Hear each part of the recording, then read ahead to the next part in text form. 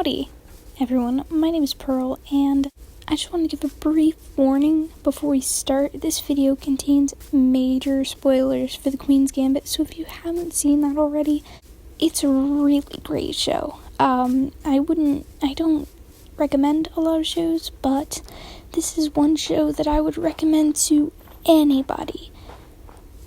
So yeah, just, if you have Netflix and you have time to watch 7 episodes, go watch it. It's worth the watch.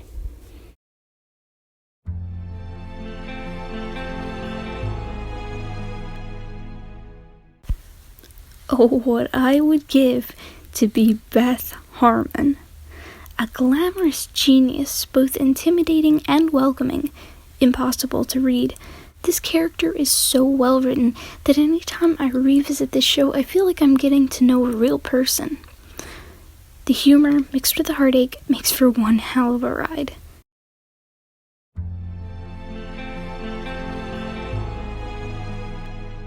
Beth Harmon is an orphan. Her mother died in a car crash when she was 9.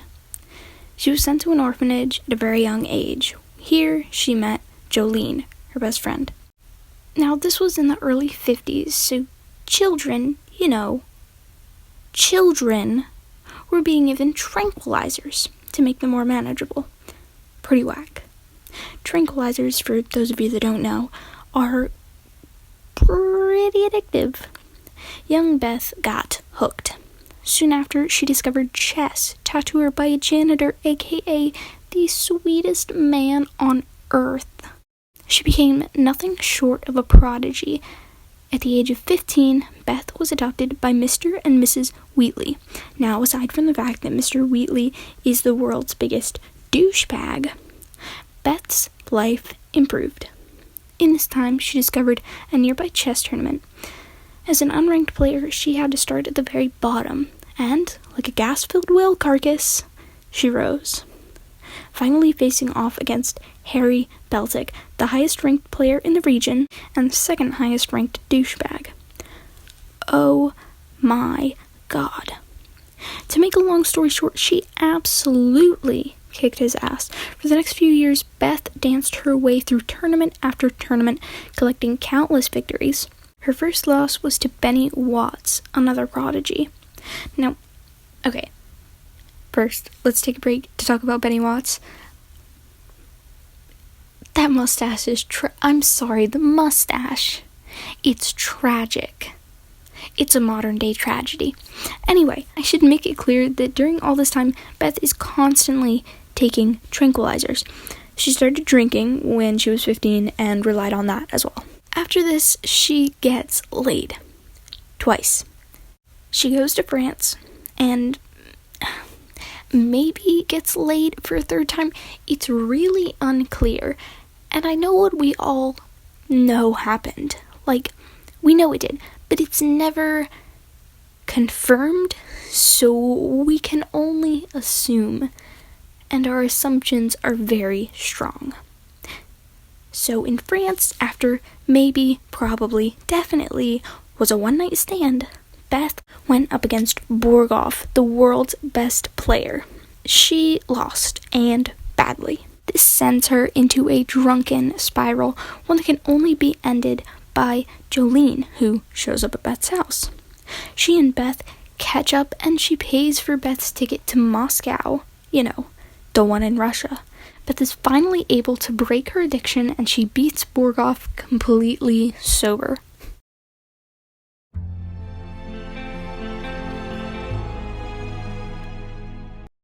I think one of the best things this show does is represent gifted child syndrome. For those of you who have never heard of or never experienced this, allow me to explain.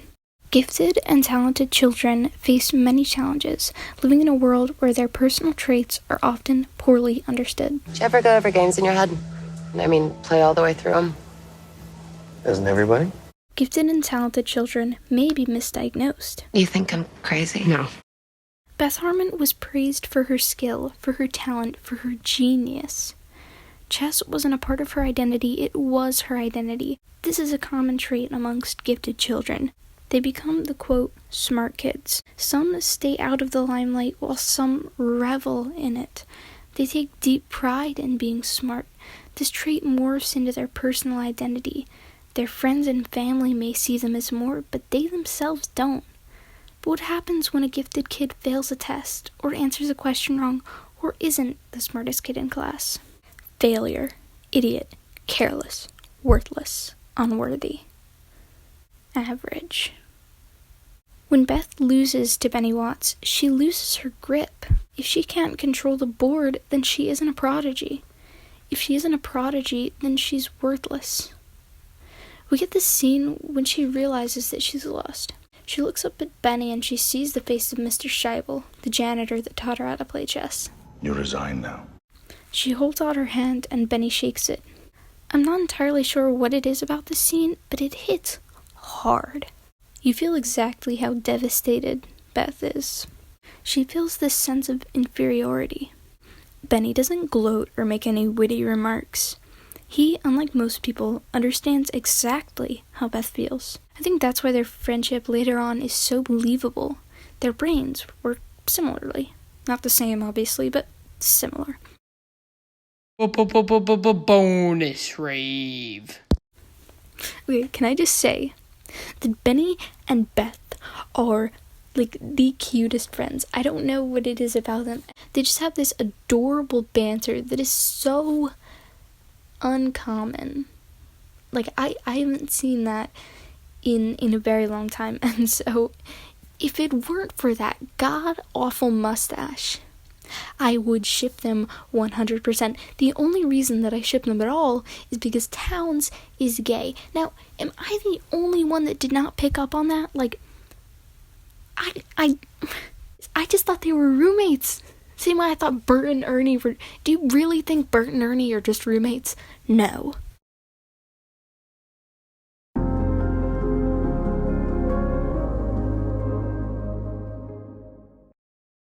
Now, I'm not a feminist, but I think the way that femininity is explored in this show is nothing short of wonderful.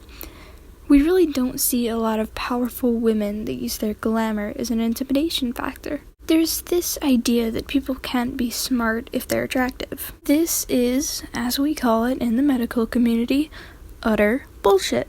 You can be a badass and still be traditionally attractive. In fact, sometimes they complement each other. Good looks can definitely be intimidating. Stiletto nails are scary as hell. I'm also in love with the way that they use fashion to accent the themes. This was actually pointed out to me in a Reddit comment a while back. When Beth goes up against Borgoff for the first time, she's holding together, but just barely. When she loses, we see her hit rock bottom. Beth goes on a drinking spree, almost succumbing to the same fate of so many prodigies, and then she rushes to get out of the house and puts on this little number. It's her lowest point. She's hungover, on pills, and dressed like the damn tranquilizers.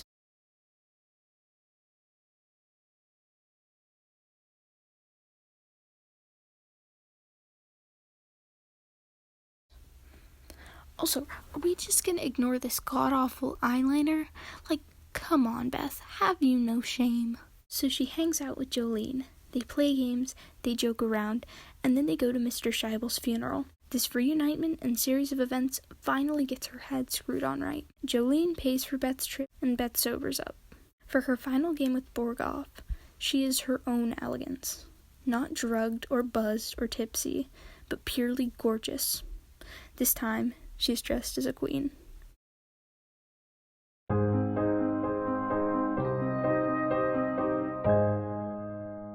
This show does so much right. It tackles substance abuse, sexism, racism, trauma, and gifted child burnout all in 7 episodes. I think the only character I relate to more than Beth Harmon is Vanya Hargreaves. The Queen's Gambit really doesn't sugarcoat anything. Some scenes can be hard to get through the first time, but ultimately I think it's definitely worth it.